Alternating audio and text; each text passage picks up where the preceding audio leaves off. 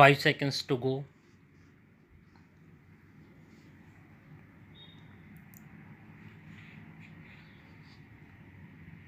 Start.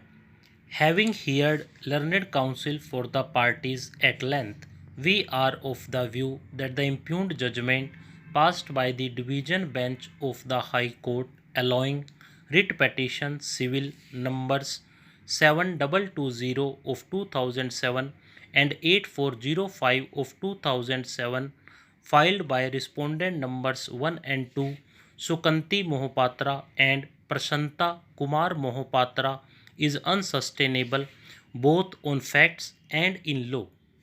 The appellant before us, Odisha State Financial Corporation, had granted a loan of rupees 3,26,258 and 78 paisa only to respondent number 2 Prashanta Kumar Mohapatra.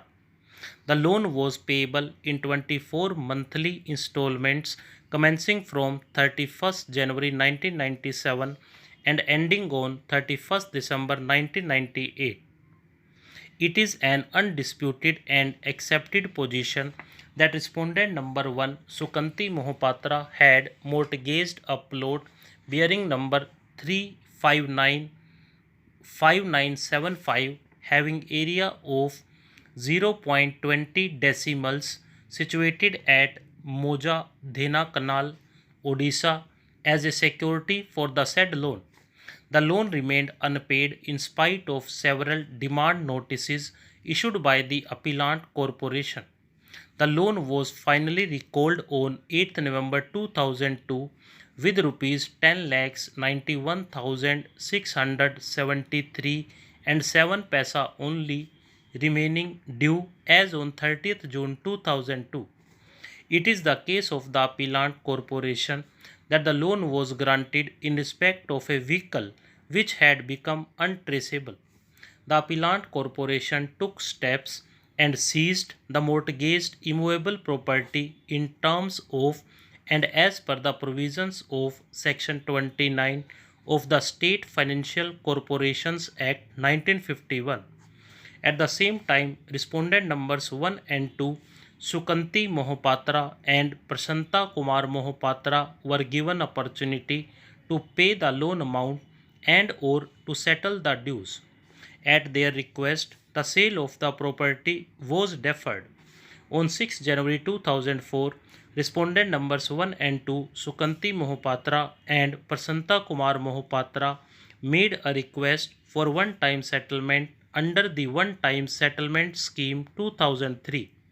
The total amount due and payable by respondent numbers 1 and 2, Sukanti Mohapatra and Prashanta Kumar Mohapatra at that time was rupees 12,20,000 only. The OTS application was rejected on account of failure of respondent numbers 1 and 2, Sukanti Mohapatra and Prashanta Kumar Mohapatra to deposit the upfront fee.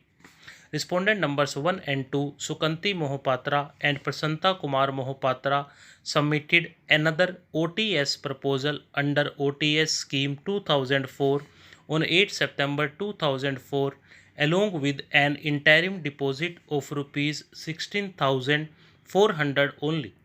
However, this OTS proposal was rejected on the grounds of willful default and as the vehicle had been clandestinely sold and transferred.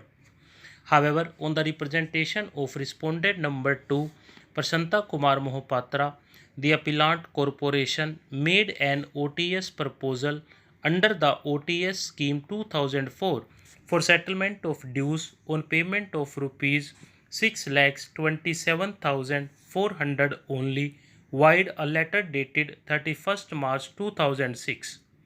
This OTS proposal was subject to the condition that the entire amount would be paid within 30 days, that is, on or before 29th April 2006, or alternatively 25% of the amount would be paid within 2 months and the balance 75% would be paid within 6 months. Payments were not made in terms of the said letter OTS Scheme 2004. The proposal lapsed.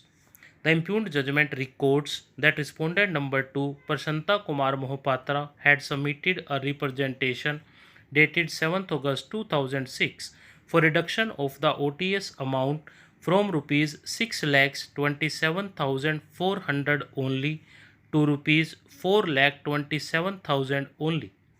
Stop.